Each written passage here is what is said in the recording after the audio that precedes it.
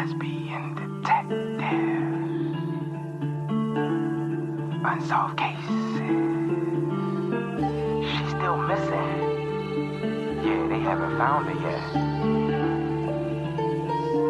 Well, let's talk about it. They say he vanished without a trace. Could it be a psychotic break or a tragic accident? Police don't know where the body went. Unsolved murders, body still missing. That's unheard. Where's the witness? Lesbian detectives, what's going on? City on high alert, this out the norm. He did what, the who? Man, that ain't real, these crimes ain't true. Then come uncover these theories with us. We live right now, tuning in is a must. Right now. Lesbian Detective. Lesbian Detective. We about to start the show, so get your popcorn ready, let's go. Pay attention to the message. I present to you the Lesbian Detectives. This is Lesbian Detectives. I'm Sarah. And I'm Elizabeth. And we are here talking about missing and unsolved murders. We are discussing cases that you have forgotten about or never even heard of. So sit back, relax, and let's start this podcast.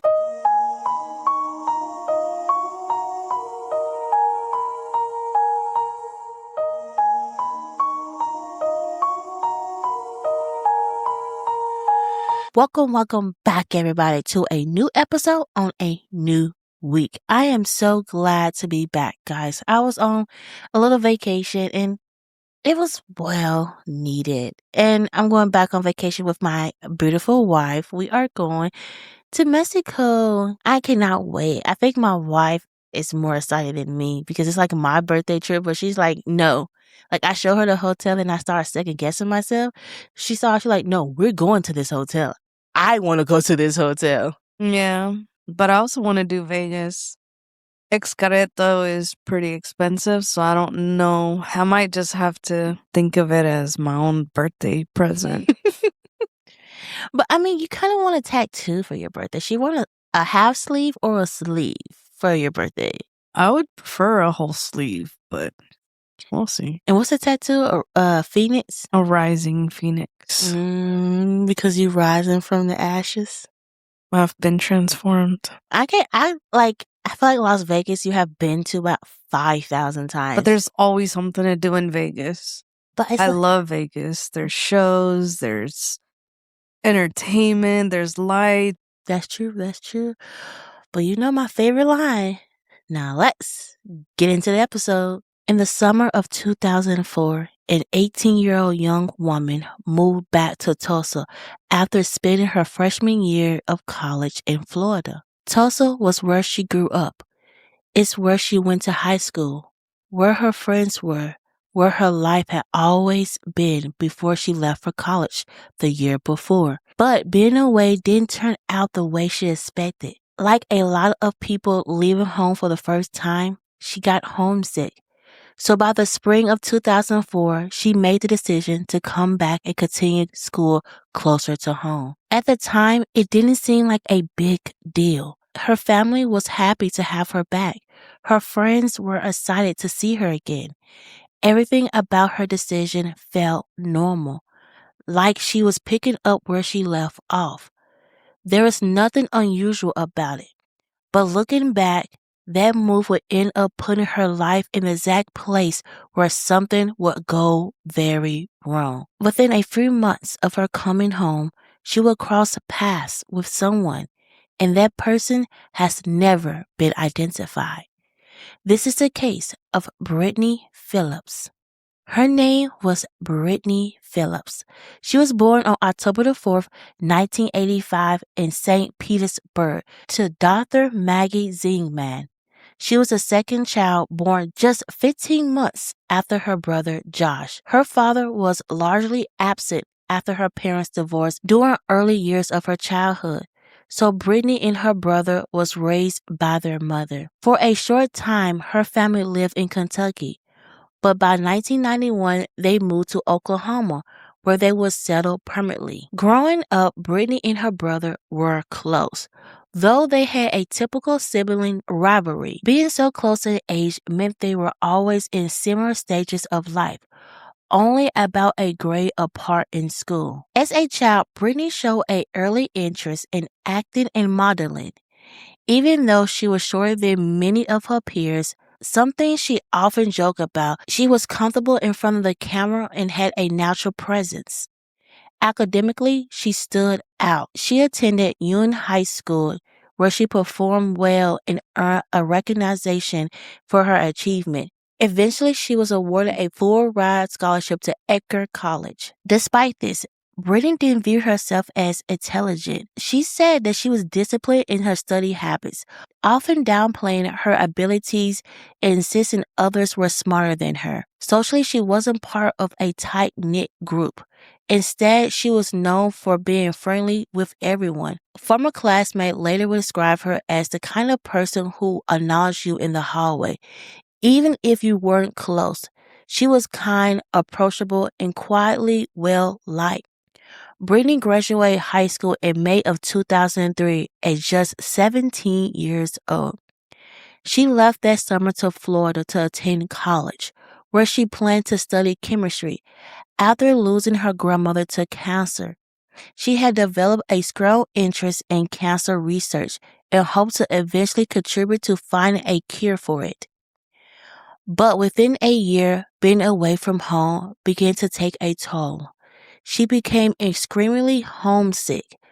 By May of 2004, near the end of her freshman year, Brittany decided to move to Tulsa. Her mother was living about an hour away in Chandler, Oklahoma, where she worked as a counselor at a women correctional facility. But Brittany still had strong ties to Tulsa. Friends, family, and especially her brother Josh, who she had grown closer to in the recent months. At 18 years old, Brittany moved into Glenn's Eagles Apartments, a quiet complex located near her old high school. She lived alone in a second-floor unit, which was a step towards independence. The complex wasn't known for violent crimes. It was considered safe. She enrolled at Tulsa Community College and began rebuilding her routine, attending classes, spending time with her friends, and continuing her plans to pursue a career in the medical field, particularly cancer research. For now, she planned to earn her associate degree before making a long-term decision. Everything seemed normal until September 27, 2004. That Monday evening, Brittany spoke to her mother around 9 p.m. She told her she had been dealing with seasonal allergies and had trouble scheduling a doctor's appointment. Her mother told her she would help her set one up that Friday. Before ending the call, Brittany said that she was about to drop her friend off who lived about 2 miles away near East 51st Street and South Memorial Drive. After that, she planned to return home and go to bed. Their last words to each other were, "I love you." That was the last time anyone ever heard from Brittany. Over the next few days, she failed to show up to class. That was unusual. Her friends became concerned. At the time, her mother repeatedly tried to contact her, but received no response. Voicemails were left, but Brittany never called back. On Thursday, September 30th, 2004, a friend contacted police and requested a welfare check. At around 9 p.m., officers entered Brittany's apartment. Inside her bedroom, they found her body laying on the floor next to her bed. The scene was violent. The scene indicated a violent struggle. Her body was positioned opposite the direction of the bedding, suggesting she had been moved or fallen during the attack.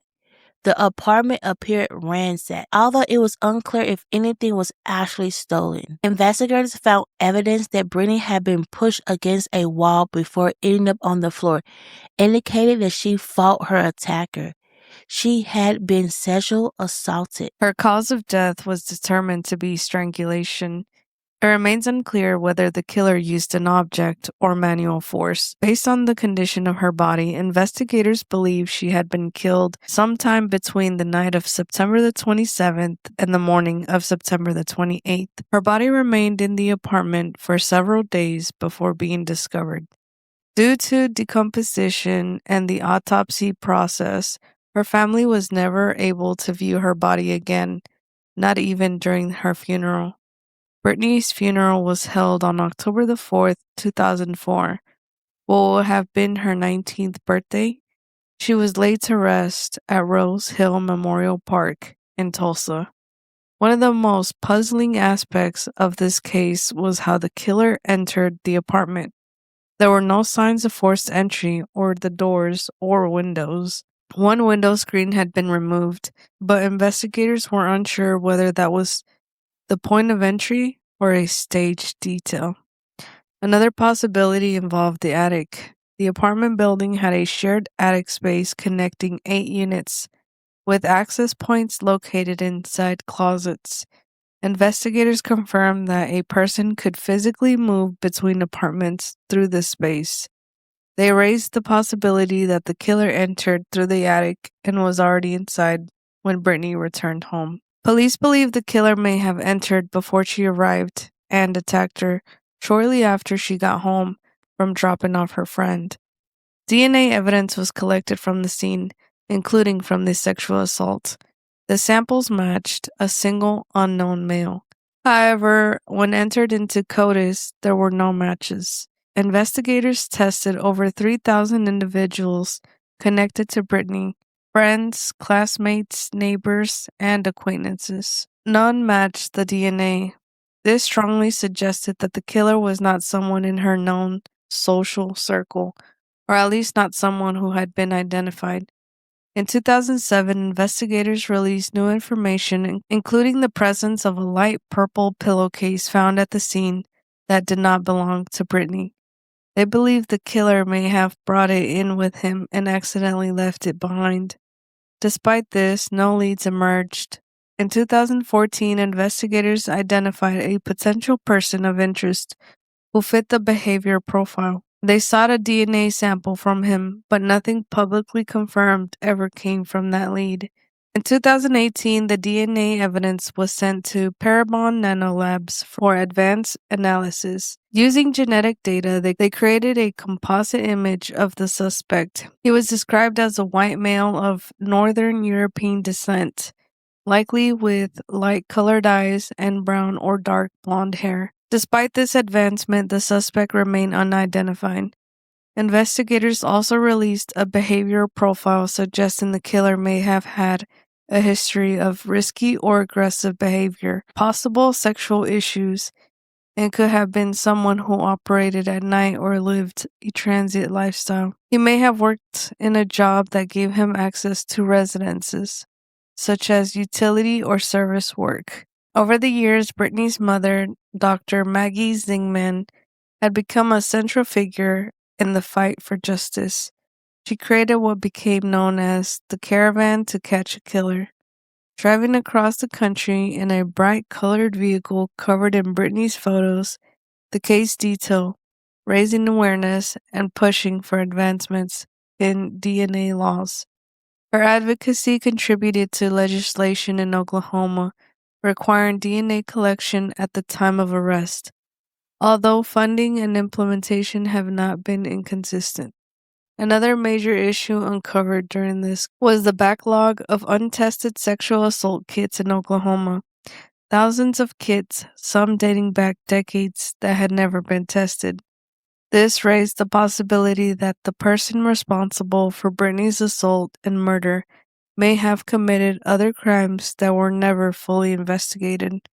Today, Brittany Phillips' case remains unsolved.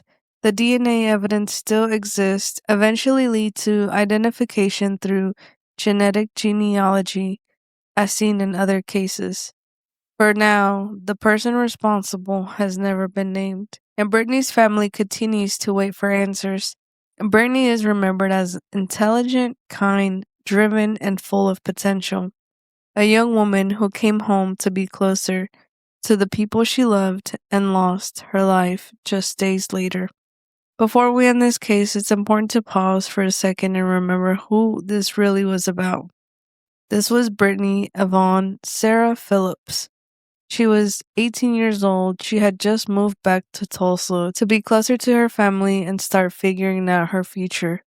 She was in school, spending time with friends, and getting closer to her brother again. She had planned she wanted to go into cancer research.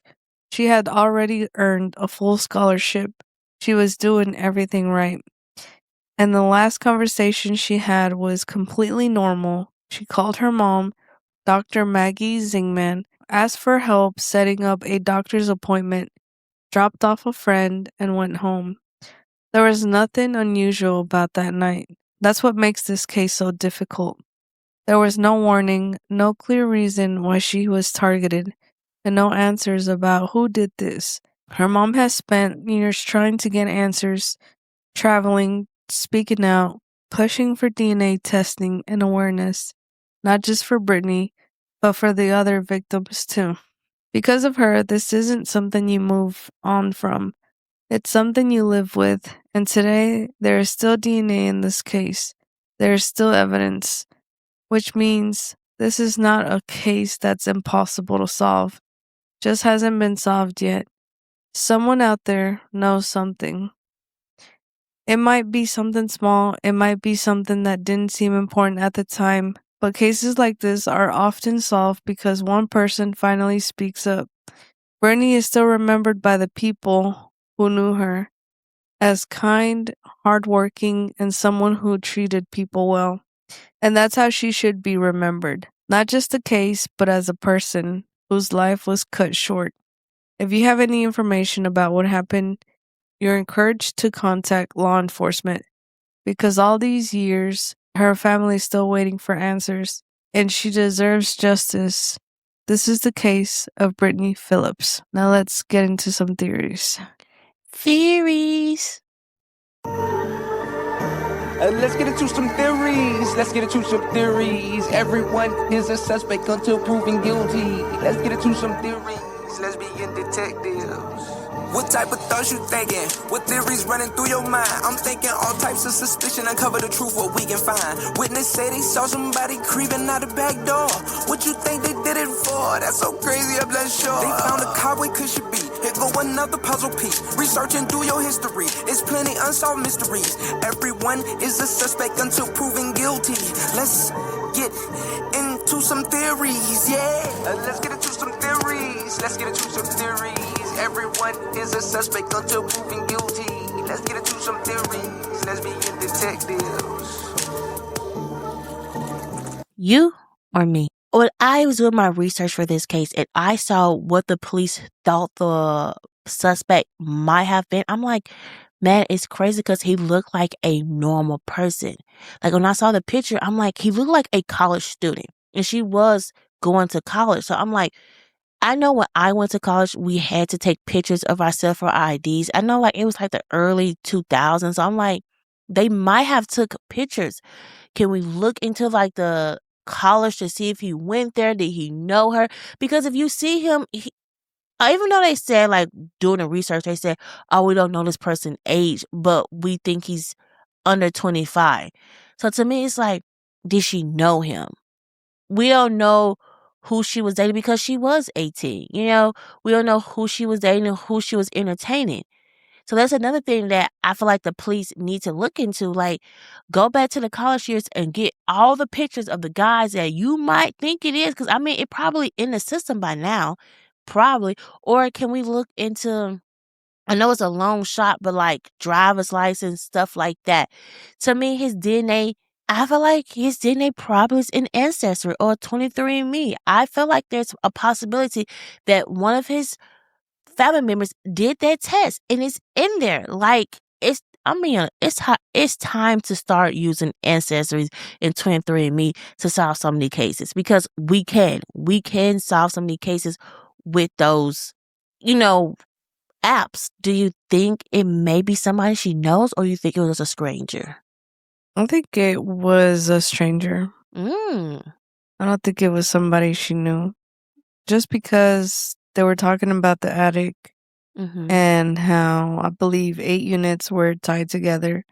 So it could have been somebody that knew the complex that was watching her. Mm-hmm.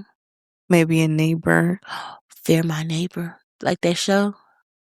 Like it's always somebody close by and you never look at that person close by. Like what if he lived close and he knew the attic and he's like crawled through? That is kind of crazy. That's like now is that a new fear of mine that somebody can be in your attic and come down and kill you. Like, that's a new fear of mine now. Thanks for this case. You're welcome. And this part remind me of The Pit. You know, when watching The Pit and that girl got sexual assault and that nurse, she did her kit and she went back and put the kit in like the little refrigerator and she saw the kit that she did weeks ago still there and the police never got it.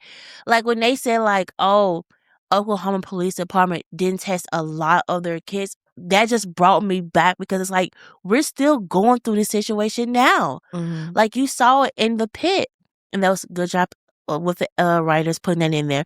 But it's like, dang, like what if this man was a serial rapist and you didn't do your job and test the kits long ago Mhm. and you could have had a pattern? I mean, think about Ted Bundy, which one of his victims just got solved. Like one of his victims that he SA and murdered, they just figured out that he was the person that unalived her. May she rest in peace. But it's like DNA testing is so important and it's just crazy that they don't do it regularly. Like they don't care to really. I feel like every 6 months, because I have a lot of cases of that. I feel like every 6 months they should just redo the case, like put it back in the system and redo it. Mhm. I just think it could have been anybody. We don't know anybody that didn't like her or was trying to harm her. So I think it was just a one-off, like a stranger that had problems. Mm-hmm. We don't know because we don't know if other people from that complex also went missing and, were murdered. Mm-hmm. But to my knowledge, she didn't have any enemies or really any suspects. They, of course, sexually assaulted her. So it's like they wanted one thing. Mm-hmm. And, someone who didn't like her or something like that, that's probably not what they would want to do, Mm-hmm. But it just happened to be that way. So very unfortunate. And to strangle somebody is just so personal. Like you look into that person's eyes, like you're seeing the life leave them and just say.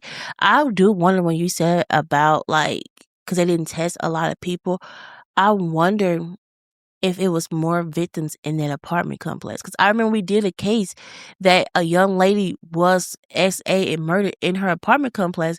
And a couple years later, it was somebody else, but they never connected. I don't know why the police didn't do it, but they never connected that.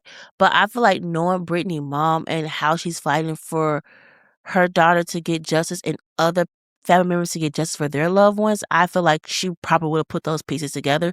But we never know because what if somebody did get sexual assault and she just never told the police because she was scared? Like, what if he threatened her and she like, you know what?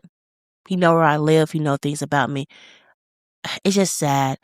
But guys, that is our case. And don't forget, we are on all podcast platforms, all social medias, and we are also on YouTube. So please come check us out. Give us a 5-star rating and also like, comment, and subscribe. And guys, I'm going to get back on my True Crime 1 minute. It's just been a busy month, but I got you guys. I cannot wait to see what you say about my cases on there. This is the Lesbian Detectives. Don't forget, everybody's a suspect. So proven innocent. Bye-bye. Lesbian Detective. Unsolved cases. She's still missing.